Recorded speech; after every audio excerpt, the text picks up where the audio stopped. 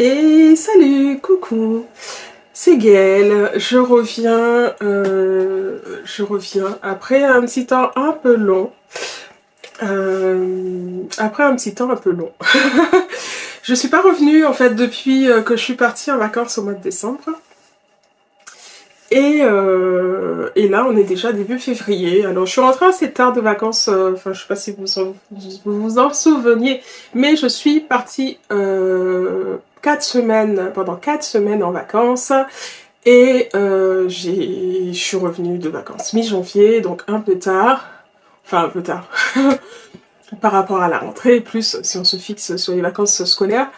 Mais voilà, donc du coup je suis revenue mi-janvier, donc le mois de janvier a filé à toute allure, puisque ben voilà, il a fallu reprendre le boulot et se remettre dans le rythme vite fait bien fait, hein, parce qu'après 4 semaines au soleil, voilà, ça n'a pas été de tout repos la reprise. Donc voilà, donc là je me suis dit enfin j'essaie de me caler un moment pour vous filmer une petite vidéo qui sera peut-être plutôt courte. Parce que j'ai vraiment du mal à trouver un moment pour me poser, pour vous parler, pour venir vous voir et vous montrer ce que je suis en train de faire, parce que je suis quand même en train de faire des choses, enfin niveau tricot, couture pas trop, mais je suis quand même en train de faire pas mal de choses, enfin pas mal de choses, j'exagère, je suis en train de tricoter, enfin voilà, je tricote normalement et j'ai envie de vous raconter des choses, mais j'arrive pas à trouver un moment pour le faire parce que les journées s'enchaînent et je les vois pas passer. Et puis par là aussi, ben, tout comme toujours, hein, il y a toujours des petits soucis de santé qui se passent, des choses comme ça, donc qui ne me permettent pas forcément de revenir, en tout cas trouver le temps pour le moment pour revenir. Bah parce qu'il y a d'autres choses à faire. Il y a d'autres choses à faire qui sont plus importantes, je pense. Tout simplement. Alors du coup, aujourd'hui, je viens vous parler un peu de tricot. Je suis dans mon atelier.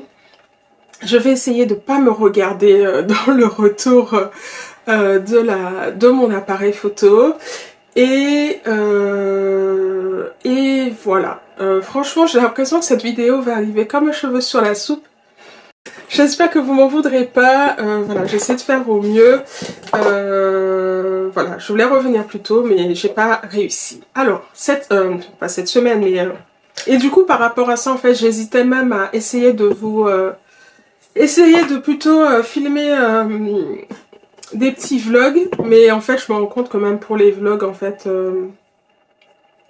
je n'ai pas vraiment le temps, j'arrive pas à me caser des moments. Le matin j'y arrive pas avant de partir au boulot, le soir j'y arrive pas en rentrant, j'allais essayer hier soir mais ça n'a pas été possible, donc bon, tant pis, c'est pas grave. Aujourd'hui j'ai décidé de vous parler de deux projets, dont un qui est maintenant un ouvrage terminé, que j'ai tricoté avec un même fil. Alors, est-ce que vous allez bien le voir? Ouais, c'est plutôt pas mal. C'est un peu plus foncé que ça, en fait, en réalité. Hop. Voilà. En réalité, c'est un tout petit peu plus foncé que ce que vous voyez, je pense, en tout cas par rapport à ce que moi je vois dans le retour caméra. Et donc, en fait, qu'est-ce que c'est? C'est un écheveau. Alors, j'avais 6 écheveaux, je crois, de Merino, soit Eyak de Yarn by Simone, qui a une boutique en ligne. Donc vous avez 60% de Merino, 20% de soie et 20% de yak. Donc on a 212 mètres pour 100 grammes, donc c'est un fil d'épaisseur DK. DK, ça veut dire, je crois que c'est double knitting, et donc du coup ça veut dire qu'en gros qu'on a 2 épaisseurs de fil dedans, par rapport à la fingering, je suppose, qui est le fil de taille en dessous. Et le coloris, donc il y a un coloris bleu.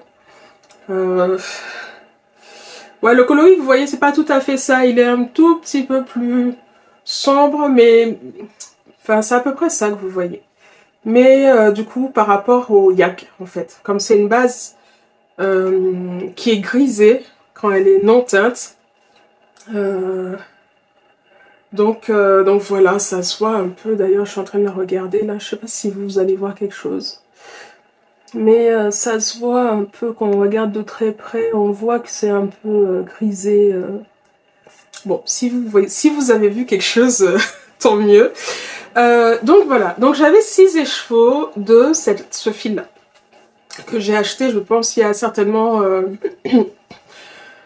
peut-être 4-5 ans. 4-5 ans, je pense. Je l'avais acheté quand j'avais profité d'une promotion que fait Yarn by Simone sur son site. Souvent, je ne sais plus à quelle période de l'année, elle fait une promotion où, je ne sais pas si elle le fait encore, mais où il y a moins 30% sur tous ses fils.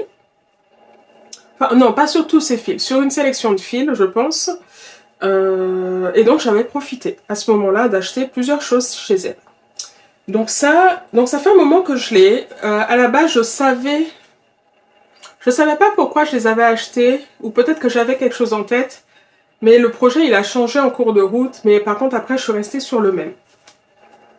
Donc mon projet initial c'est le pull RL de Longue avec Anna. C'est un pull donc, qui se tricote donc, avec un fil d'épaisseur DK, qui se caractérise en fait parce qu'il a des épaules tombantes. Alors moi là j'ai un pull, donc c'est le pull Enchanted Forest d'Armel d'ailleurs qui a malheureusement arrêté de faire ses designs tricot, mais merci Armel pour la promo. Je pense pas que tu passes par là, mais pour la promo ça m'a permis de prendre quelques patrons que je voulais prendre et que j'avais pas encore pris, mais maintenant les patrons d'Armel, donc qui étaient Dream in Chocolaté, je crois, et là elle est Artimbo sur Instagram, bah, ils sont plus disponibles sur Ravelry à la vente. Elle les a laissés pour qu'on puisse les garder dans nos bibliothèques, mais par contre ils sont plus du tout disponibles à la vente. Et ça c'était un de ces patrons que j'aime beaucoup, que j'adore et que je vais refaire. Et donc là, donc le pull RL. Donc c'est pas un yoke comme ce que j'ai là, c'est un pull boxy, je pense au final c'est un pull boxy, parce que en gros c'est un pull droit, et qui a les épaules tombantes, donc où les manches elles doivent commencer peut-être à peu près là. Et donc voilà. Et il se caractérise du coup par un point fantaisie, qui est ce point-là. C'est un point qui est très très simple à faire en fait. C'est une espèce de point en étoile. Je sais pas si c'est en étoile, mais bon là vous le voyez un peu au loin, vous voyez un peu le rendu que ça fait. Donc comme vous voyez, c'est un pull qui se tricote du bas vers le haut. Là en ce moment c'est vraiment mon dada. J'ai pas choisi, je me suis pas dit oui je vais tricoter que des pulls qui se tricotent du bas vers le haut, mais bon voilà. En ce moment, je suis un peu tombée là-dessus.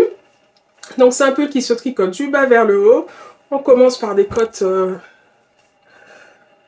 1-1, normales.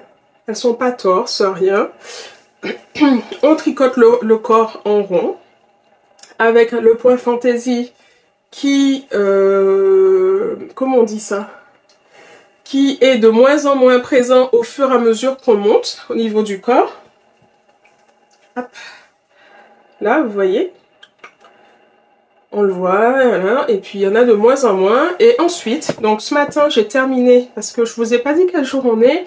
On est mardi 14 février. Oh bah tiens, je sais pas si vous fêtez la Saint-Valentin, nous, non. Et donc là, je suis en train de tricoter, enfin j'ai fini de tricoter le dos ce matin. Le dos, où on fait quelques raccourcis en haut du dos. Et puis, je me suis arrêtée au moment où j'ai simplement raccordé mon fil. Hop, qui doit être quelque part par là, pour que je puisse tricoter le devant. Donc en fait, ça fait un moment que je voulais tricoter ce patron. Je savais que j'allais le faire avec ces fils-là, mais bon, je m'y étais pas encore mise. Et puis ça m'a pris comme... voilà. Ça m'a pris comme ça, et ça m'a pris comme ça quand? Ça m'a pris comme ça, en fait, c'est à partir de... ça vient de l'autre... de mon nouveau bonnet, qui est le fameux deuxième ouvrage que je tricote avec ce fil, et qui est d'ailleurs terminé, qui est bloqué.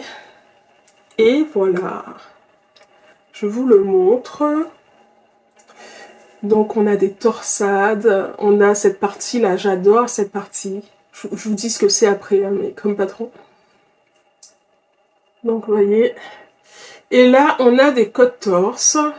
Alors j'ai vu sur les photos que c'est un bonnet qu'on pouvait porter de deux façons. Soit on le porte,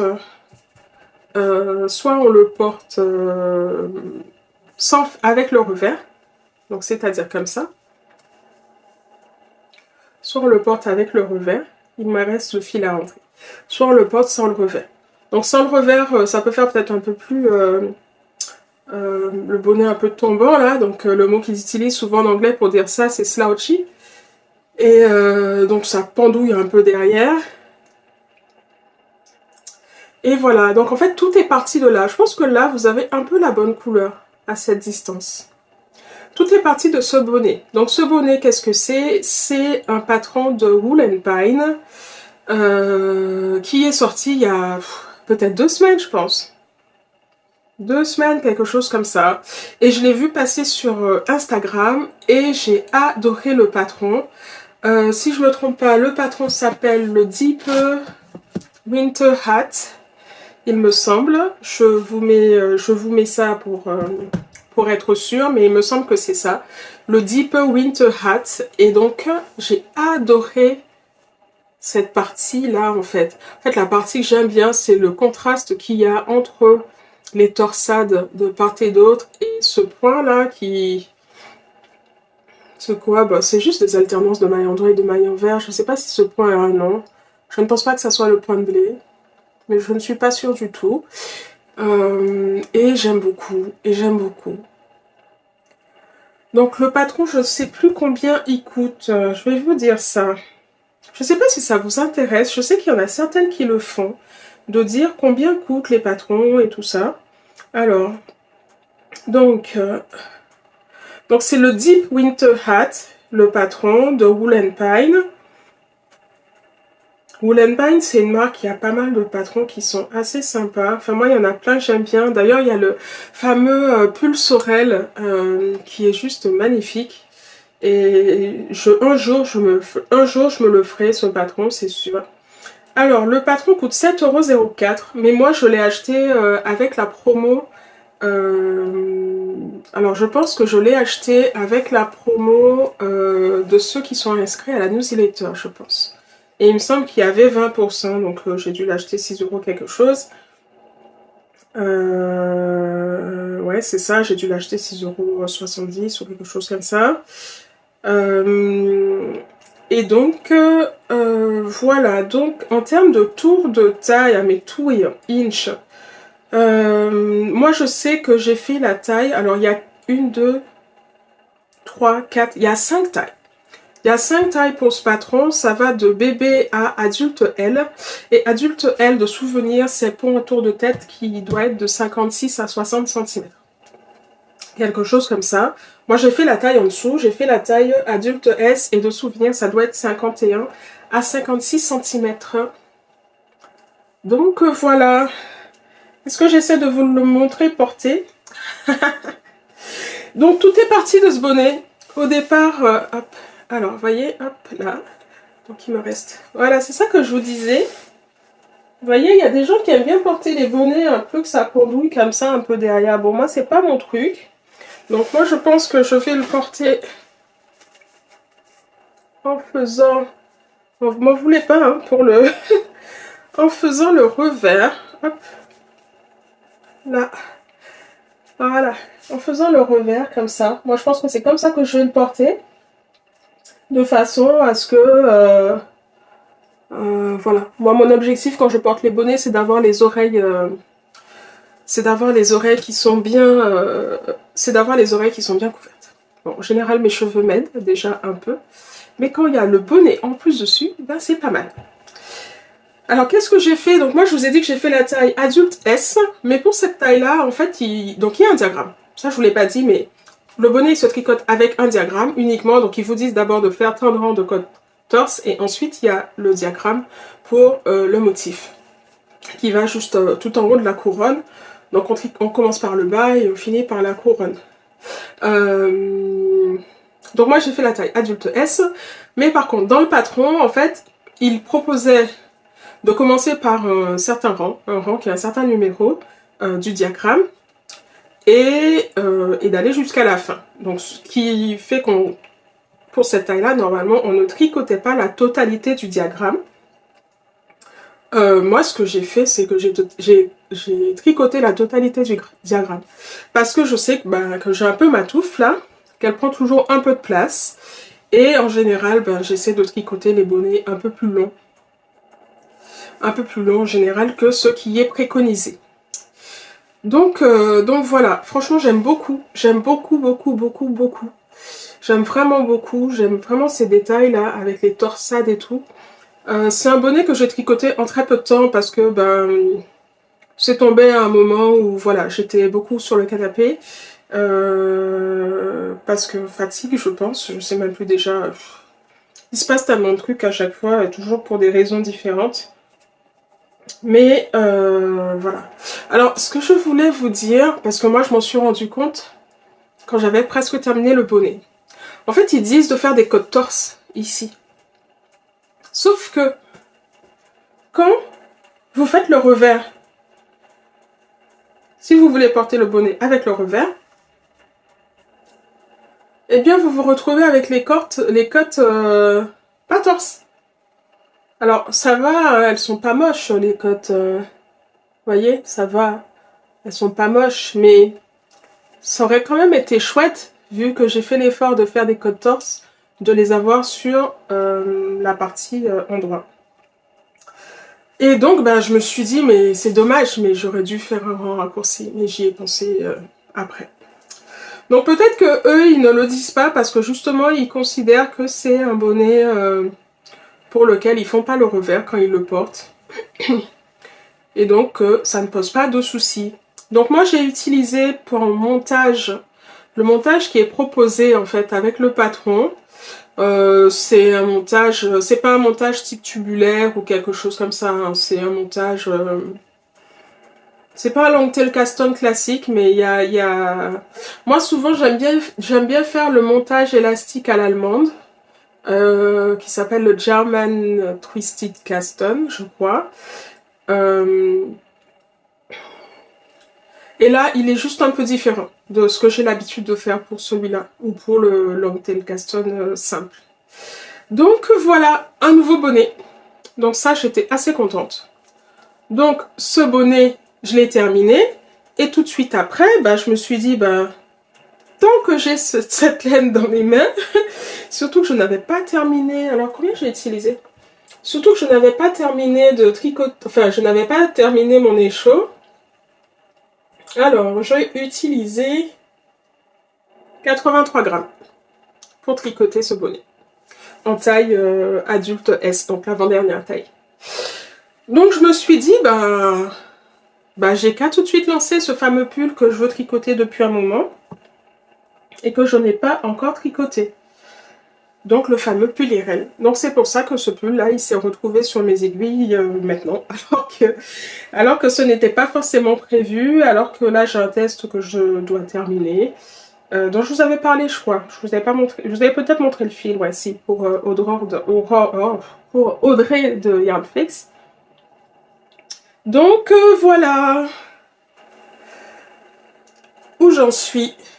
Donc mon idée, donc là aujourd'hui nous sommes mardi, j'aimerais bien pour cette semaine avoir terminé le devant et puis faire le rabat à 3 aiguilles pour assembler devant et dos. Ce serait bien que je puisse faire ça. Une fois que j'aurai fait ça, voilà. Je pense que je serai contente. Je pense que je serai contente. Et puis comme ça, je reprendrai aussi mon test que je dois terminer. Donc voilà, je pense que ça va être tout pour cette vidéo. Je vais peut-être vous faire plus des petites vidéos tant que j'arrive pas à me poser vraiment. Là, j'ai vraiment volé... J'ai vraiment volé genre 20 minutes parce que je suis en télétravail et que c'était pas prévu à la base et que je dois monter sur Paris et que là j'ai un micro-temps.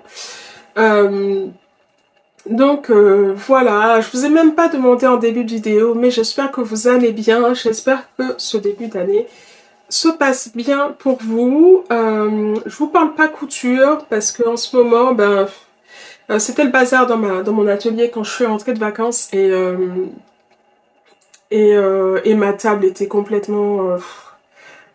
voilà, il y avait trop de choses dessus et quand c'est comme ça, quand ma pièce n'est pas rangée un minimum, j'arrive pas à coudre parce que c'est pas possible en fait. Quand on coud, on a besoin d'avoir un minimum, les espaces dont on a besoin doivent être libres. Et là, ce n'était pas le cas, euh,